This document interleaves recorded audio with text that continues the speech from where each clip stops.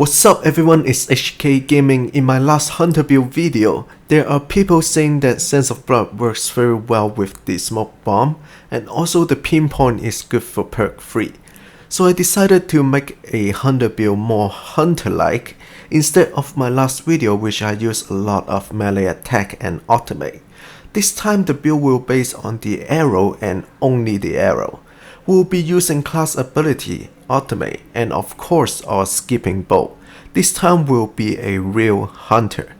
I try to make the build as similar as possible, so you won't have to get a complete different build. Just a few changes and it will be good to go.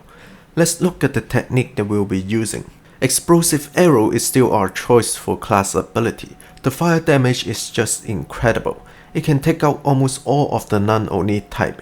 The enemy that doesn't have a lot of HP will be gone.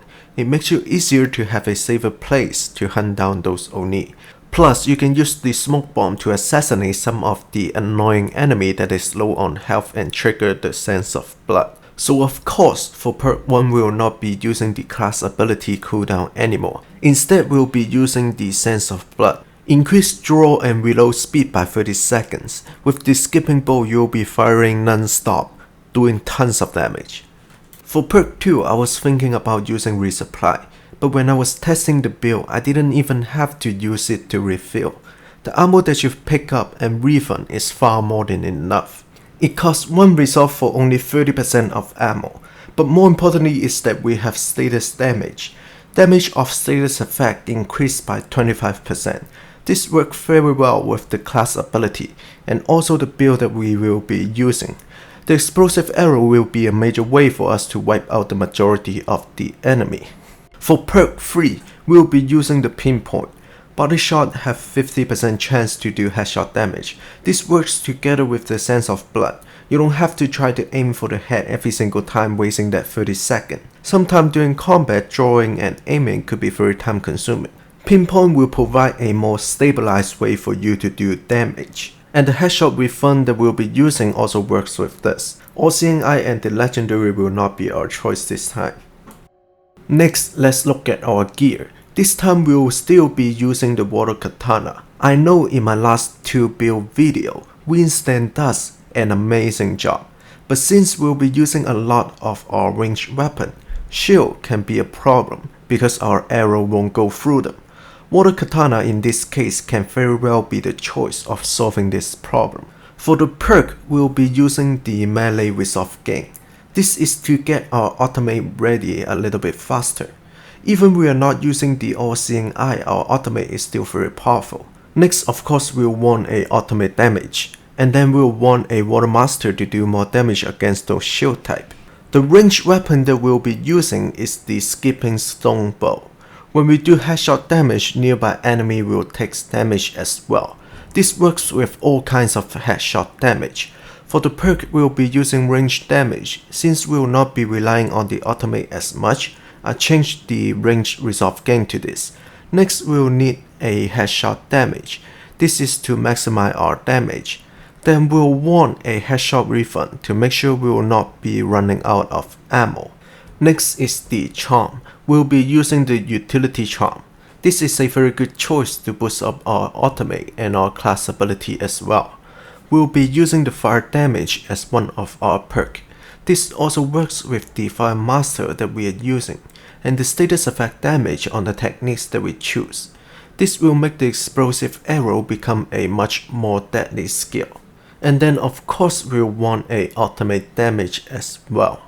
For the first ghost weapon, we'll be using the Death Throw. A great choice for a little CC. It applies weakens on hit. They will take 25% more damage and do 25% less, make us easier to take out the enemy. With only 40 seconds of cooldown, it is very useful.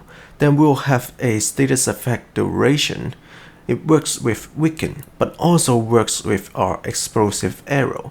Longer they burn, the more damage done. Then we'll want a cooldown reduction. You can of course use the cooldown reduction on kills as well. Last is the second ghost weapon. We'll be using the smoke bomb.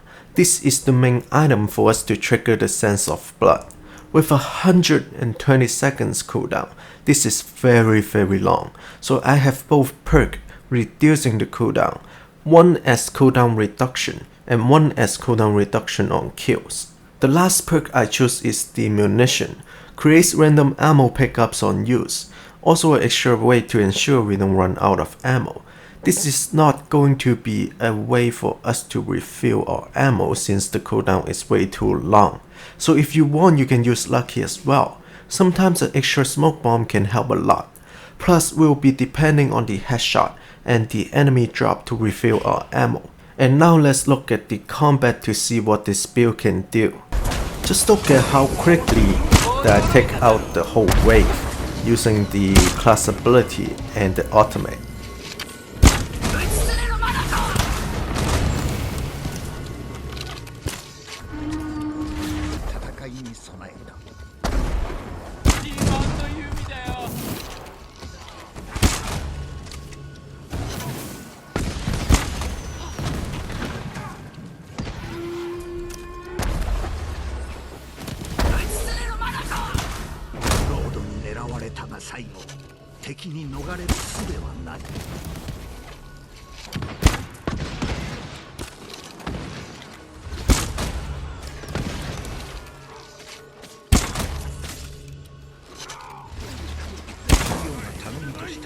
This is how quickly you can take out the enemy when the sense of blood is active.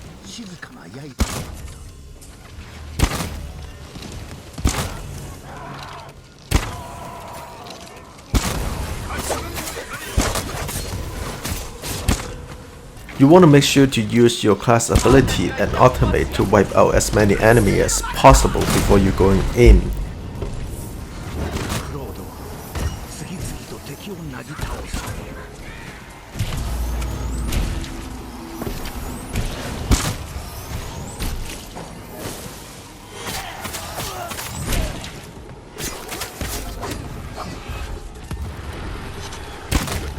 The way that I trigger my sense of blood is that I use my class ability first, then I'll use the smoke bomb on the enemy that is almost dying.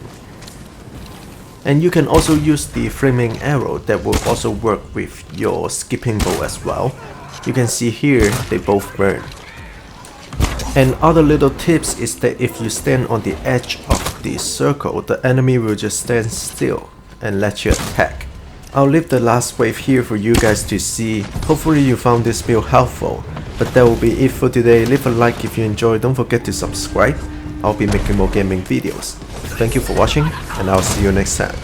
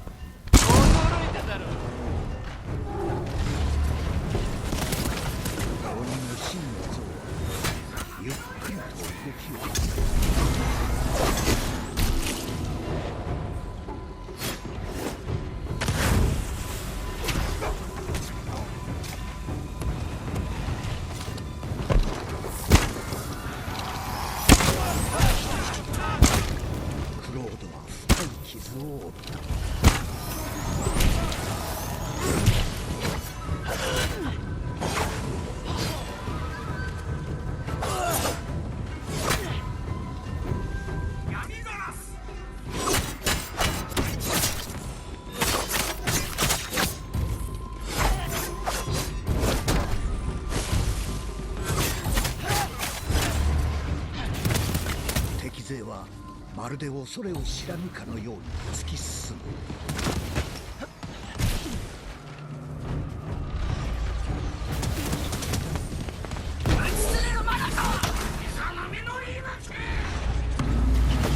クロードが仲間の命を救った。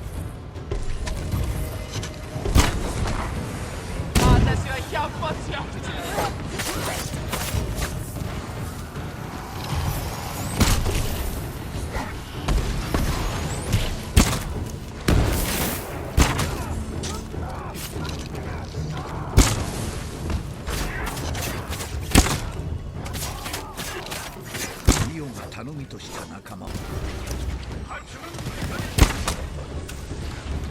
敵がいるよ。クロードの兵具が的を射抜く。